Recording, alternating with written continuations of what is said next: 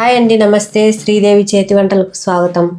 ఇవాల్టి రెసిపీ వచ్చేసి వెజిటబుల్తో ఎగ్ బుర్జీని తయారు చేసుకుందామండి. ఇది ఎలా తయారు చేసుకోవాలో చూద్దాం రండి. ఒక 3-4 టేబుల్ స్పూన్లమైన ఆయిల్ వేసుకుందామండి.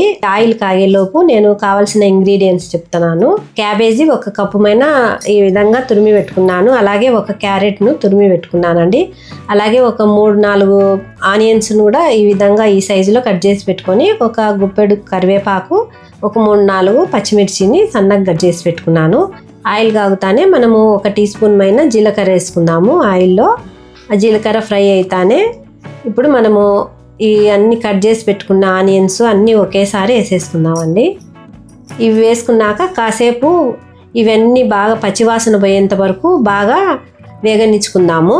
రుచికి సరిపోయేమైన ఉప్పు వేసుకొని కొంచెం పసుపు వేసుకొని కలుపుకుందామండి. అది బాగా కలిసేలాగా కలుపుకున్నాక ఇప్పుడు ఒక 3-4 టమోటాలని ఈ విధంగా సన్నగా కట్ చేసుకొని వేసేసుకోవాలి. అవి కూడా వేసుకొని అన్నీ మిక్స్ అయ్యేలాగా బాగా కలుపుకుందాము. ఒక 2-3 నిమిషాలు అలా కలుపుకొని మూత పెట్టేసుకొని అవి కొంచెము బాగా మగ్గేంత వరకు మగ్గనిచ్చుకుందాం. మంటను తగ్గించి పెట్టుకోవాలి. అవి కొద్దిసేపు మగ్గినాక బాగా కలుపుకొని ఇందులో మీ టేస్ట్కి సరిపోయిన కారం వేసుకోండి. కారం వేసుకొని అవి బాగా కలిసేలాగా కలుపుకోవాలి. నేను ఒక 8 ఎగ్స్ తీసుకున్నానండి. ఇవి ఇప్పుడు పగలగొట్టుకొని అందులో వేసేసుకోవాలి.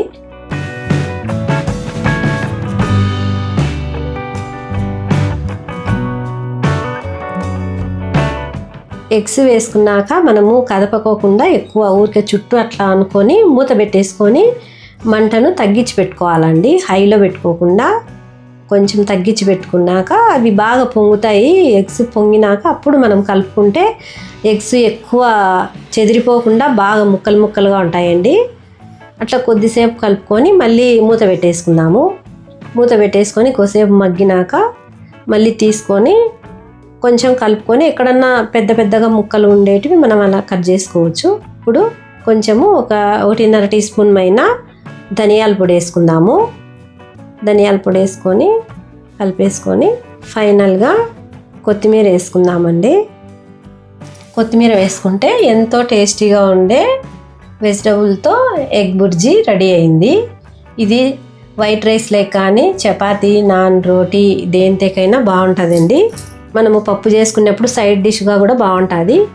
ఎంతో టేస్టీగా ఉండే వెజిటబుల్ ఎగ్ బుర్జీ రెడీ అయింది. ఎన్నో పోషక విలువలు ఉండే ఎగ్ బుర్జీని మీరు కూడా తప్పకుండా ట్రై చేయండి. మీరు ట్రై చేసి మీకు ఎలా కుదిరిందో నాకు కామెంట్ చేయండి. అలాగే ఈ వీడియో నచ్చినట్లయితే లైక్ చేయండి, షేర్ చేయండి, సబ్స్క్రైబ్ చేసుకోండి మా ఛానల్ని. ఇలాంటి మంచి రెసిపీస్తో మళ్ళీ కలుద్దామండి. బాయ్ అండి.